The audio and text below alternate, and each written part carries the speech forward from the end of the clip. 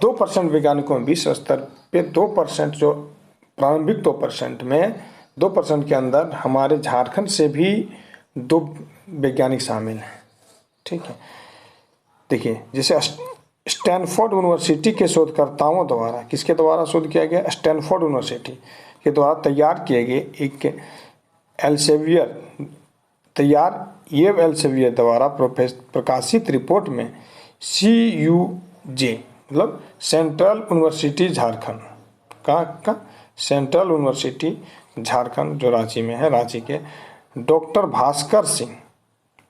भास्कर सिंह और डॉक्टर सचिन कुमार को विश्व के 2% वैज्ञानिकों में शामिल किया गया है। मतलब विश्व के प्रारंभिक 2% वैज्ञानिकों के अंदर हमारे झारखंड से सेंट्रल यूनिवर्सिटी के 2 प्रोफेसर भास्कर सिंह और सचिन कुमार शामिल हैं।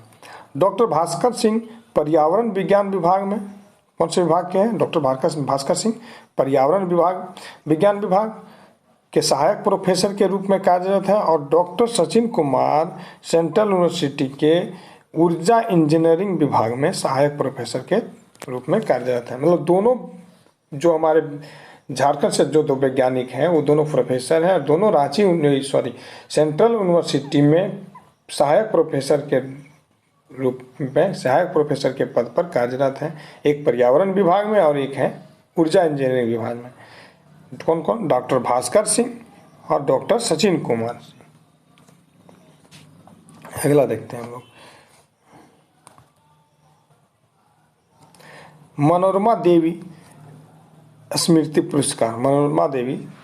पुरस्कार किसे? देखिए मध्य प्रदेश हिंदी लेखिका संघ की ओर से, किसकी ओर से? मध्य प्रदेश हिंदी लेखिका संघ की ओर से हर वर्ष दिए जाने वाले कृति पुरस्कारों की घोषणा की गई, जिसमें काव्य विद्या मतलब कवि के क्षेत्र में, कविता के क्षेत्र में, ठीक है, मैं रांची के सत्या शर्मा कृति को काव्य संग्रह 30 पार की नदियां को मनोरमा देवी स्मृति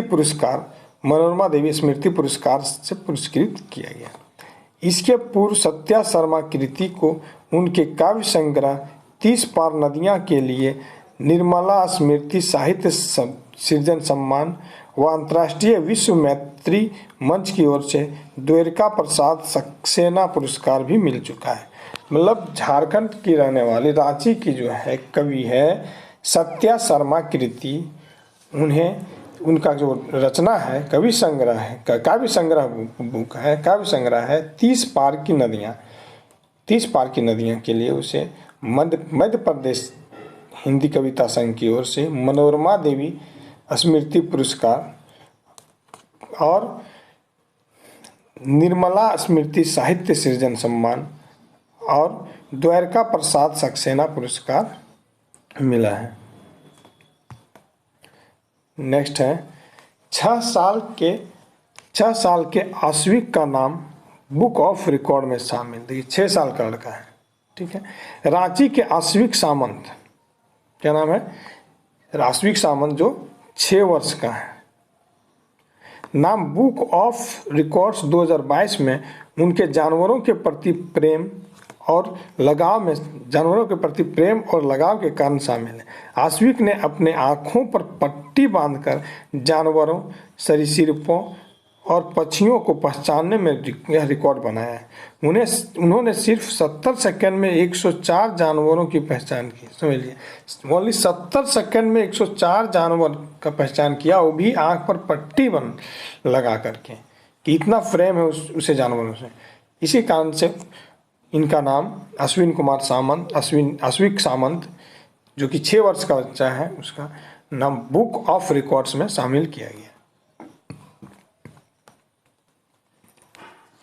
post cards from Jharkhand docu. National geography ने मुख्यमंत्री हेमंत सोरेन के समक्ष पोस्ट कार्ड्स फ्रॉम झारखंड नाम से बनने वाली डॉक्यूमेंट्री फिल्म, मतलब देखिए पोस्ट कार्ड फ्रॉम झारखंड के नाम से कुछ डॉक्यूमेंट्री फिल्म बन रहा है। उसका प्रेजेंटेशन किया गया किसके समक्ष? हेमंत सोरेन के समय। किसके द्वारा? नेशनल ज्योग्राफी के द्वारा। इस डॉक्यूमेंट्री में 4 अलग अलग फिल्में होगी। कितना? 4 अलग अलग फिल्म होगा जो डॉक्यूमेंट्री बन रहा है पोस्ट कार्ड फ्रॉम झारखंड। उसमें पहली फिल्म में बेतला, मेस्लुस्कीगंज, नेतरहाट, कहाँ? बेतला, मेस्लुस्कीगंज और नेतरहाट और उसके आसपास के क्षेत्र। दूसरे फिल्म में गिरिडीह, देवघर, मलूटी और उसके आसपास के क्षेत्र। तीसरे फिल्म में जमशेदपुर, खुट्टी और सरायकेला उसके आसपास के क्षेत्र। चौथे फिल्म में रांची, हजारीबाग उसके आसपास के क्षेत्र में अवस्थित पर्यटक स्थलों पर आधारित होगा। मतलब जो मूवी बन रहा है, जो डॉक्यूमेंट्री फिल्म बन रहा है पोस्ट कार्ड फ्रॉम झारखंड, इसमें जो पर्यटक स्तर पर आधारित है ये फिल्म। ये कहा 4 फिल्म बनेगा उसमें।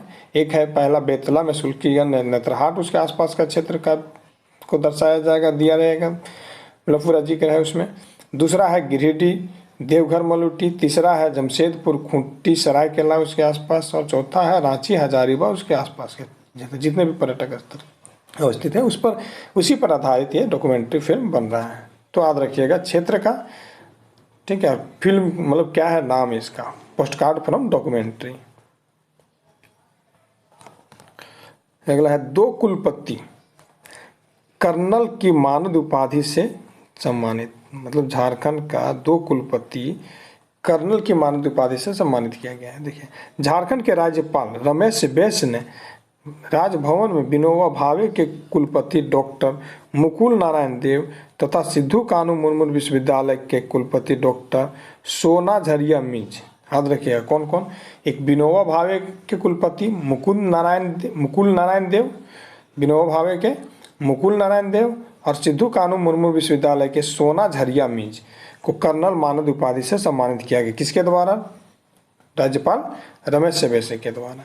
विदित हो कि रक्षा मंत्रालय द्वारा भारत सरकार की ओर से चयनित उन कुलपतियों को मानद कर्नल की उपाधि दी जाती है जिन्होंने एनसीसी के विस्तार एवं उत्थान के लिए अपने विश्वविद्यालय में विशेष योगदान दिया है।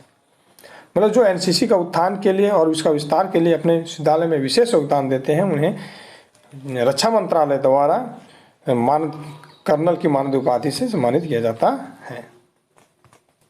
नेक्स्ट है धनबाद में व्यावसायिका कौशल प्रशिक्षण केंद्र का ऑनलाइन उद्घाटन। मतलब व्यावसायिका कौशल प्रशिक्षण केंद्र का उद्घाटन किया गया ऑनलाइन। मुख्यमंत्री हेमंत सोरेन ने अंतर्राष्ट्रीय महिला दिवस मीन्स 8 मार्च, ठीक है। कब अंतर्राष्ट्रीय महिला दिवस मनाया जाता है? 8 मार्च को। अंतर्राष्ट्रीय महिला दिवस 8 मार्च के अवसर पर तेजस्विनी परियोजना, याद रखिए कौन सा परियोजना? तेजस्विनी परियोजना के अंतर्गत धनबाद में व्यावसायिका कौशल प्रशिक्षण केंद्र का ऑनलाइन उद्घाटन किया गया। मतलब याद रखिए कि तेजस्विनी परियोजना जो है किसके लिए है? वो व्यावसायिक कौशल प्रशिक्षण के उद्देश्य से चलाया गया है, ठीक है, शुरुआत किया गया है। और इसका व्यावसायिक कौशल प्रशिक्षण केंद्र का उद्घाटन कहाँ किया गया? तो धनबाद में। किनके द्वारा? हेमंत सोरेन द्वारा, मुख्यमंत्री, हमारे झारखंड के मुख्यमंत्री हेमंत सोरेन द्वारा। कब? 8 मार्च अंतर्राष्ट्रीय महिला दिवस के अवसर पर।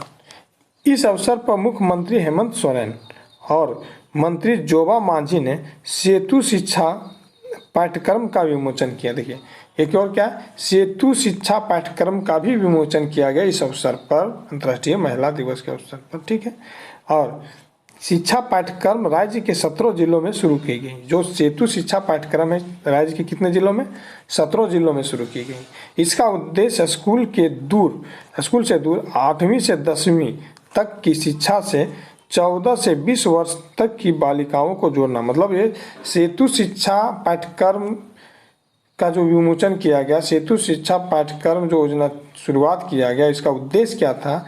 कि इसका उद्देश्य है 8वीं से 10वीं तक की शिक्षा से अथवा 14 से 20 वर्ष की बालिका जो शिक्षा से दूर है उसको मुख्य धारा में ला करके शिक्षा से जोड़ने का उद्देश्य से शुरू किया गया सेतु शिक्षा पाठ्यक्रम।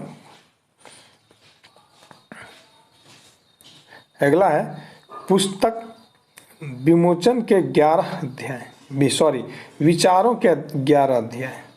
देखिए याद रखिएगा, पुस्तक का नाम है विचारों के 11 अध्याय। मुख्यमंत्री हेमंत सोरेन ने झारखंड विधानसभा अध्यक्ष रविंद्रनाथ महतो द्वारा लिखित पुस्तक विचारों के 11 अध्याय का विमोचन किया।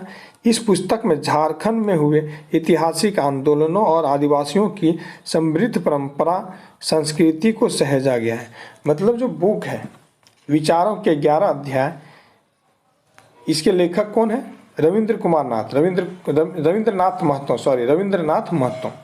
रविंद्रनाथ महतो कौन है?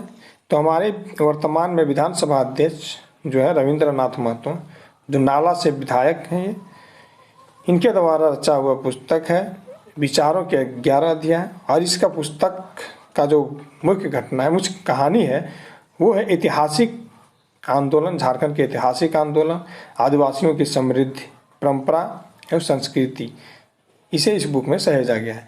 यह पुस्तक झारखंड अलग राज्य आंदोलन के शहीदों को समर्पित है। किसे समर्पित किया गया? झारखंड राज्य अलग करने में जितने भी आंदोलनकारी शहीद हुए उन्हें समर्पित किया गया। इसके माध्यम से यह बताने का प्रयास किया गया कि छोटे राज्य का गठन भारतीय लोकतंत्र में कितना मायने रखता है। फिर देखिए अगला क्या है।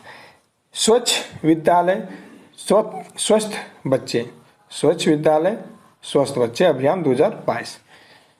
24 मार्च 2022 को झारखंड के मुख्यमंत्री हेमंत सोरेन और शिक्षा मंत्री जगन्नाथ महतो ने स्वच्छ विद्यालय स्वस्थ बच्चे अभियान 2022 का शुभारंभ किया। देखिए, स्वच्छ विद्यालय स्वस्थ बच्चे अभियान का शुरुआत कब किया गया? 24 जनवरी 2022 को। किनके द्वारा? मुख्यमंत्री हेमंत सोरेन के द्वारा। ठीक है। तथा स्वच्छता प्रचार वाहन को हरी झंडी दिखाकर रवाना किया गया। मतलब इसका एक अभियान चलाया था स्वच्छता प्रचार का वाहन के माध्यम से, उसे दिखा करके कौन शुरुआत किया? हेमंत सोरेन। यह अभियान विद्यालय स्तर पर स्कूली शिक्षा एवं साक्षरता विभाग तथा यूनिसेफ के संयुक्त प्रयास से स्वच्छ विद्यालय स्वस्थ बच्चे अभियान का शुभारंभ किया। मतलब ये किसके साथ? तो ये किसका परियोजना था? स्वच्छ विद्यालय स्वस्थ बच्चे। पूछा जाएगा कि किनका परियोजना था, किसका अभियान था? तो ये क्या था? एक स्वच्छता को लेकर के ये झारखंड सरकार जो स्कूली शिक्षा एवं साक्षरता विभाग और यूनिसेफ की संयुक्त परियोजना है। नेक्स्ट है सिमडेगा में अंतर्राष्ट्रीय स्तर के हॉकी स्टेडियम। देखिए, हमारे झारखंड राज्य के सिमडेगा में झारखंड मतलब सूचना एवं जनसंपर्क विभाग ने बताया कि स्टेडियम का 80% कार्य पूर्ण होने पर है। जल्द अंतर्राष्ट्रीय स्तर के हॉकी स्टेडियम में खेलों का आयोजन किया जा सकेगा। मतलब झारखंड के सिमडेगा में अंतर्राष्ट्रीय स्तर का हॉकी स्टेडियम बन रहा है। ठीक है, तो ये अंतर्राष्ट्रीय स्तर का हॉकी स्टेडियम कहाँ हमारे झारखंड में एकमात्र तैयार हो रहा है? तो सिमडेगा, झारखंड के सिमडेगा जिला में बन रहा है, ये याद रखिएगा। उसके बाद नेक्स्ट है आपका विनोबा भावे विश्वविद्यालय में साइबर कोर्स लॉन्च किया गया। साइबर कोर्स हजारीबाग स्थित विनोबा भावे विश्वविद्यालय द्वारा साइबर विद्यापीठ फाउंडेशन के साथ MOU पर हस्ताक्षर करने के साथ ही यह साइबर कोर्स लॉन्च करने वाला पूर्वी भारत का प्रथम विश्वविद्यालय बन गया है। पूछा जाएगा कि साइबर कोर्स लॉन्च करने वाला पूर्वी भारत का प्रथम विश्वविद्यालय कौन सा है? तो हमारे झारखंड के हजारीबाग जिला में स्थित विनोबा भावे विश्वविद्यालय है। यह विश्वविद्यालय कृत्रिम बुद्धिमत्ता और डाटा साइंस पर भी कोर्स लॉन्च करने की योजना बना रही है। किस पर? कृत्रिम बुद्धिमत्ता और डाटा साइंस पर कोर्स लॉन्च करेगा कौन? विनोबा भावे विश्वविद्यालय। उसके बाद क्या था? पहला कि साइबर कोर्स लॉन्च करने वाला पूर्वी भारत का पहला विश्वविद्यालय विनोबा भावे विश्वविद्यालय। अब है जामताड़ा बना हर गांव में पुस्तकालय वाला देश का पहला जिला। हमारे जो झारखंड राज्य के संथाल परगना क्षेत्र में जामताड़ा जिला जो है, जामताड़ा, ये पूरा जामताड़ा हर गांव में पुस्तकालय खोलने वाला पहला जिला। झारखंड का जामताड़ा पूरे देश का एकमात्र जिला बन गया जहां सभी ग्रामों में सामुदायिक पुस्तकालय है। हर गांव में पुस्तकालय है। ठीक है। जामताड़ा जिला के हर ग्राम में पुस्तकालय खोला गया और हर गांव में पुस्तकालय खोलने वाला देश का पहला जिला है। लगभग 8 लाख की आबादी वाले इस जिले में 6 ब्लॉक के तहत कुल 118 ग्राम पंचायत हैं और प्रत्येक पंचायत में एक सुसज्जित पुस्तकालय है, मतलब हर पंचायत में, जो सुबह 9 बजे से शाम 5 बजे तक छात्रों के लिए खुला रहता है। ये बहुत ही इंपॉर्टेंट प्रश्न है आपका। रांची के चुटिया स्थित सुरेश्वर धाम, देखिए रांची के चुटिया स्थित सुरेश्वर धाम में स्थापित देश के दूसरे सबसे बड़े शिवलिंग की स्थापना की गई। मतलब पूरा देश का दूसरा सबसे बड़ा शिवलिंग आपका स्थापित हुआ कहाँ पर? रांची के चुटिया में। और उस शिवलिंग वहाँ का नाम क्या है? सुरेश्वर धाम नाम रखा गया है, सुरेश्वर धाम, याद रखिएगा, ठीक है। तो देश का दूसरा सबसे बड़ा शिवलिंग कहाँ स्थापित किया गया? रांची के चुटिया में, सुरेश्वर धाम। इनका निर्माण कर्नाटक के कौटिल्य लिंगेश्वर मंदिर के तर्ज पर किया है। किसकी तर्ज पर किया जा रहा है? तो कर्नाटक के कौटिल्य लिंगेश्वर मंदिर के तर्ज पर सुरेश्वर धाम का निर्माण किया जा रहा है, शिवलिंग का, सुरेश्वर धाम में शिवलिंग का, जो कि रांची के चुटिया में। इस शिवलिंग की ऊंचाई 108 फीट है। कितना? 108 फीट। महिला पर्वतारोही अस्मिता दोराजी। हाल ही में जमशेदपुर की अस्मिता दोरजी पूरक ऑक्सीजन का उपयोग किए बिना माउंट एवरेस्ट के दक्षिण शिखर पर पहुंचने वाली पहली भारतीय महिला बन गई। 38 वर्षीय अस्मिता टाटा स्टील एडवेंचर फाउंडेशन में एक वरिष्ठ प्रशिक्षक हैं। देखिए मतलब माउंट एवरेस्ट के दक्षिणी शिखर पर, माउंट एवरेस्ट पर चढ़ने वाली बिना ऑक्सीजन का पहली महिला बन गई, पहली भारतीय बन गई। कौन? अस्मिता दोराजी, जो कि कहाँ की है? जमशेदपुर की है। और ये टाटा स्टील एडवेंचर फाउंडेशन में एक वरिष्ठ प्रशिक्षक हैं। कौन? अस्मिता। 38 वर्ष की महिला है जो कि बिना ऑक्सीजन का, समझ लीजिए कि माउंट एवरेस्ट को फतह की इन्होंने। बहुत इंपॉर्टेंट प्रश्न है ये, करंट अफेयर्स आपके लिए। Soumya Sinha Mrs international queen Dubai 2022। Ranchi के रहने वाली सौम्या सिन्हा ने मिसेज इंटरनेशनल क्वीन दुबई 2022 का खिताब जीत लिया। यह पत्रकार एसएन सहाय की बेटी सौम्या ने शुरुआत में दुबई में मार्केटिंग मैनेजर के रूप में काम किया, जहां वह अपने पति शरद सिन्हा और दो बच्चों नियाल के साथ रहती है। मतलब सौम्या सिन्हा रांची का रहने वाली है। सौम्या सिन्हा जो कि Mrs international queen Dubai 2022 award जीती है, खिताब जीती है।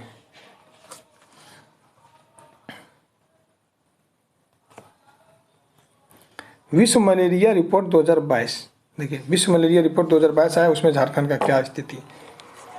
देश के सबसे अधिक मलेरिया प्रभावित 5 राज्यों में झारखंड भी शामिल। मतलब सबसे ज़्यादा प्रभावित राज्य जो देश का सबसे 5 ज़्यादा मलेरिया प्रभावित राज्य है 5, उसमें से झारखंड में। झारखंड के अलावा उड़ीसा, छत्तीसगढ़, मध्य प्रदेश, मेघालय ऐसे राज्य हैं जहां वेक्टर जनित इस बीमारी के सर्वाधिक मामले पाए जाते हैं। देख लीजिए झारखंड से सटा हुआ आपका उड़ीसा, छत्तीसगढ़, ये 3 स्टेट अपना हो गया इधर, ठीक है। उसके बाद आपका मध्य प्रदेश भी बगल में ही है और एक मेघालय, ये याद रखिएगा। 5 स्टेट है जो कि सबसे ज़्यादा सेंसिटिव है, मलेरिया से प्रभावित है, उसमें से झारखंड भी आपका। साल 2019 में देश में मलेरिया के कुल मामलों में 45.47% केस इन्हीं राज्यों में दर्ज किए गए थे। मतलब ये 5 राज्य मिलाकर के 45.47% मलेरिया प्रभावित मरीज था आपका। झारखंड मलेरिया उन्मूलन के राष्ट्रव्यापी सर्वेक्षण में 3रे स्थान पर आ गए हैं। और विश्व स्वास्थ्य संगठन की विश्व मलेरिया रिपोर्ट 2022 के आधार पर झारखंड को इस पायदान पर रखा गया, क्यों? सर्वेक्षण, राष्ट्रव्यापी सर्वेक्षण में 3रे स्थान पर। रांची के परनय ने दुनिया की सबसे ऊंची सड़क पर चलाई बाइक। मतलब रांची का रहने वाला परनय सिन्हा है। देखिए रांची के परनय सिन्हा पूर्वी लद्दाख के युमलिंगला पास, कौन सा? युमलिंगला पास के सड़कों पर मोटरसाइकिल चलाने वाले झारखंड के पहले व्यक्ति बने। मतलब जो लद्दाख का युमलिंगला पास है, उस पर रांची का पहला व्यक्ति है परनय सिन्हा, जिन्होंने मोटरसाइकिल चलाया। युमलिंगला पास दुनिया की सबसे ऊंची सड़क है। लद्दाख में स्थित युमलिंगला पास जो है, युमलिंगला पास का लद्दाख में, युमलिंगला पास का लद्दाख में, जो कि दुनिया का सबसे ऊंचा सड़क है। याद रखिएगा, दुनिया का सबसे ऊंचा सड़क पूछा जाए तो युमलिंगला पास किस राज्य में है, तो लद्दाख में है। वहाँ पर झारखंड के प्रथम व्यक्ति बने कौन, परनय सिन्हा, जिन्होंने जाकर के मोटरसाइकिल चलाया।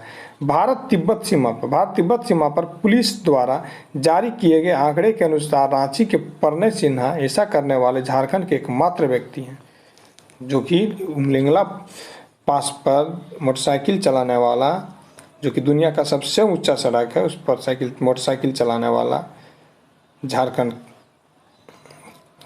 का एकमात्र व्यक्ति परनय सिन्हा।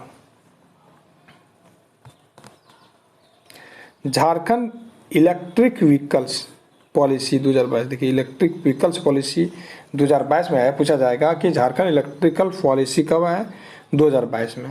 इसका क्या उद्देश्य था? झारखंड सरकार ने राज्य में नई झारखंड इलेक्ट्रिकल्स व्हीकल्स पॉलिसी 2022 लागू कर दी। इसके तहत राज्य सरकार ने इलेक्ट्रिक वाहन खरीदने पर अनुदान देने की घोषणा की। मतलब यदि आप इलेक्ट्रिक वाहन खरीदते हैं तो आपको झारखंड सरकार अनुदान देगी। अब राज्य में नई इलेक्ट्रिक कार खरीदने पर सरकार 1.5 लाख रुपये तक का अनुदान मिलेगा।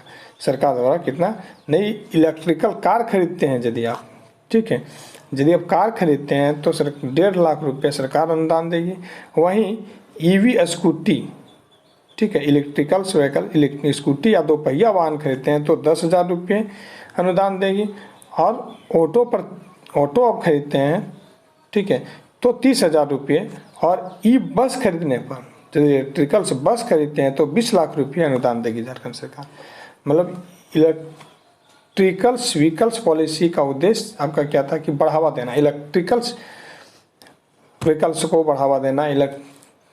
इसमें सरकार क्या है कि आपको सब्सिडी भी देगी यदि आप इलेक्ट्रिकल्स व्हीकल खरीदते हैं तो। अमित खरे, कौन है अमित खरे? देखिए अमित खरे भारतीय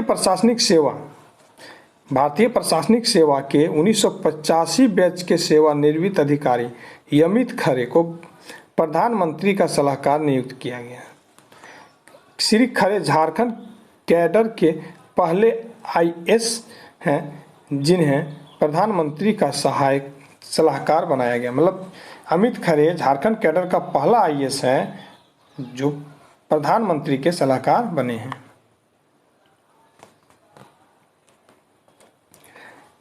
डॉक्टर अनिल कुमार महतो, कौन? अनिल कुमार महतो को झारखंड एकेडमिक काउंसिल जैक का अध्यक्ष नियुक्त किया गया है। अभी वर्तमान में जैक का अध्यक्ष कौन है? तो अनिल कुमार महतो। डॉक्टर विनोद सिंह को झारखंड एकेडमिक काउंसिल के उपाध्यक्ष नियुक्त किए गए।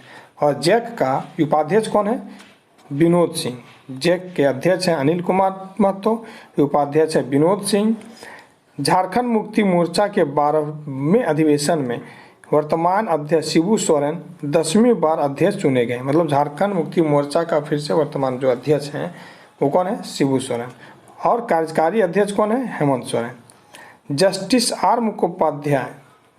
आर मुखोपाध्याय को Jharkhand control of crime act का चेयरमैन नियुक्त किया गया है। मतलब Jharkhand control of crime act का चेयरमैन कौन है? तो जस्टिस आर मुखोपाध्याय। उत्कृष्ट विधायक पुरस्कार 2022। झारखंड विधानसभा की स्थापना दिवस समारोह 22 नवंबर 2022 को मनाया जाता है। इस मौके पर बगोदर के 3 बार भाकपा माले, किस पार्टी से? माले के विधायक विनोद कुमार सिंह भगवान बिरसा मुंडा उत्कृष्ट विधायक सम्मान, देखिए, से सम्मानित किया। कौन सा सम्मान से? भगवान बिरसा मुंडा उत्कृष्ट विधायक सम्मान 2022 किसे दिया गया? तो बगोदर के विधायक विनोद कुमार सिंह को। राजनीति की चकाचौंध से दूर विनोद सिंह आमजनों के मुद्दों को निकटता उन्हें अलग करती है। वे उन मुद्दों को बहुत मजबूती और गंभीरता से उठाते हैं जो अमूमन राजनेताओं की प्राथमिकता पात्रता सूची में शुमार नहीं होते हैं। ठीक है, ये बहुत ही इंपॉर्टेंट है। उत्कृष्ट विधायक पुरस्कार 2022 याद रखिएगा इसे, विनोद कुमार सिंह, बगोदर विधायक। आकांक्षा, अब आकांक्षा कौन है देखिए। कोल इंडिया इतिहास में पहली बार किसी महिला अधिकारी की पोस्टिंग भूमिगत खदान में की गई, मतलब एक महिला अधिकारी का भूमिगत खदान में पोस्टिंग। ठीक है, हजारीबाग निवासी महिला खनन अधिकारी आकांक्षा कहाँ की रहने वाली है, हजारीबाग की पोस्टिंग सीसीएल ने एनके एरिया के चूरी माइंस में की है। बड़का गांव की रहने वाली आकांक्षा, हजारीबाग के बड़का गांव की रहने वाली आकांक्षा ने मंगलवार को नॉर्थ कर्नपुरा के चूरी भूमिगत खदान में योगदान दे दिया। और आकांक्षा पूरे कोल इंडिया की दूसरी महिला है और भूमिगत खदान में योगदान देने वाली पहली महिला माइनिंग इंजीनियर है। कौन? आकांक्षा, जो कि हजारीबाग बड़का गांव की रहने वाली है।